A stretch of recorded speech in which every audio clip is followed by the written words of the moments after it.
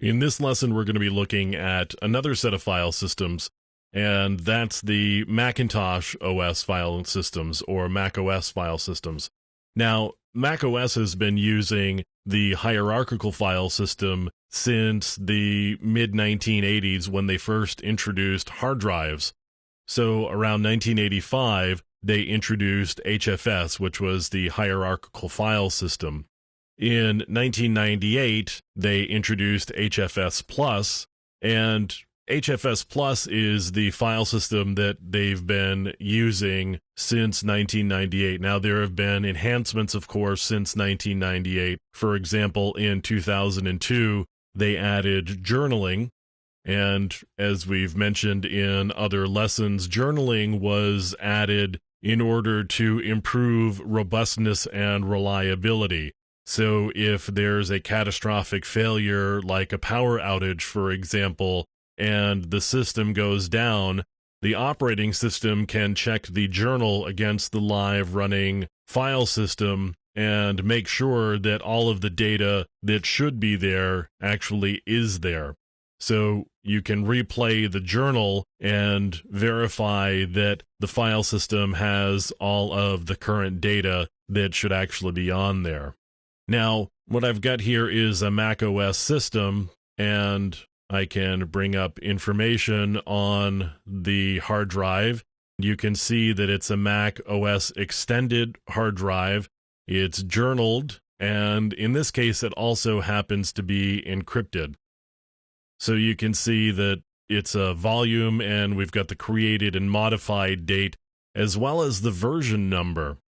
Now, with the hierarchical file system, and specifically HFS Plus, with HFS Plus, there is a set of attributes that are associated with each file or each directory.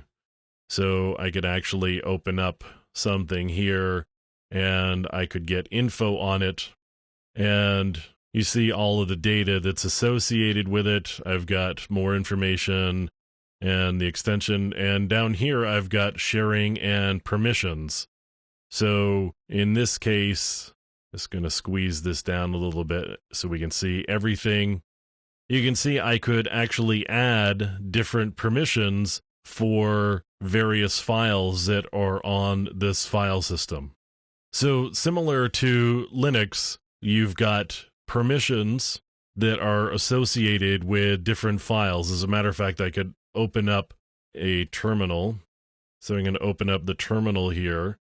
Because macOS actually has Unix underpinnings, I could actually show the permissions in a Unix-like fashion here, because I'm in the terminal, and if I just run ls just like I can under any other Unix-like operating system, I get on the left-hand side, I get the permissions just like I did under Linux when we looked at the Linux file system in a different lesson. You can see the owner and the group there as well as the different attributes of the file, like the file size and the creation date and time. And of course, we get the name as well. With HFS Plus, we've actually got all of the directories and files. They get stored in a B tree. And a B tree is just a data structure that makes finding information really quick. So when you're looking for a file, you want to be able to search the index really quickly, and a B tree allows you to do that. So what we end up having is we have a file system that's actually capable of supporting almost a dual mode nature, where you've got the capabilities of the hierarchical file system, so things like resource forks, which are similar to alternate data streams that we've talked about in other lessons. So we've got resource forks that are part of the hierarchical file system, and we've got different attributes that have been part of the way Apple does things, but we've also got this way of supporting the way Unix does things as well. So you've got the user group world model of permissions on files, just like you do in other Unix-like operating systems, and you've got an owner and a group, which again is similar to Unix-like systems.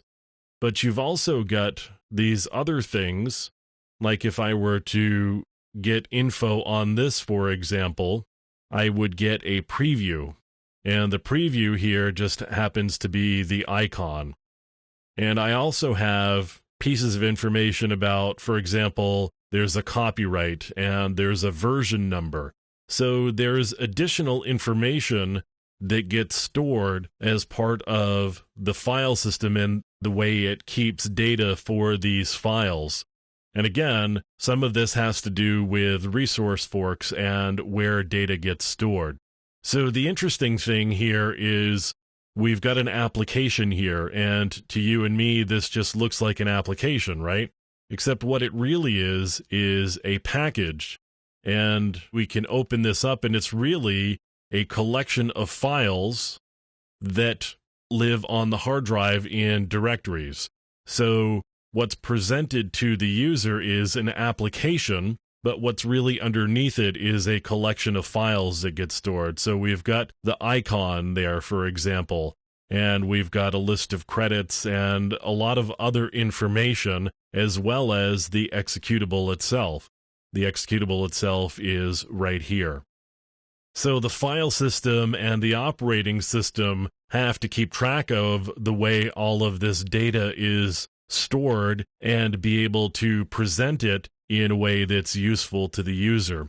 So we've really got kind of a bit of a duality here, where the way Unix does things has been merged with the way Apple does things, and that's really what we end up getting with HFS Plus, the hierarchical file system from Apple.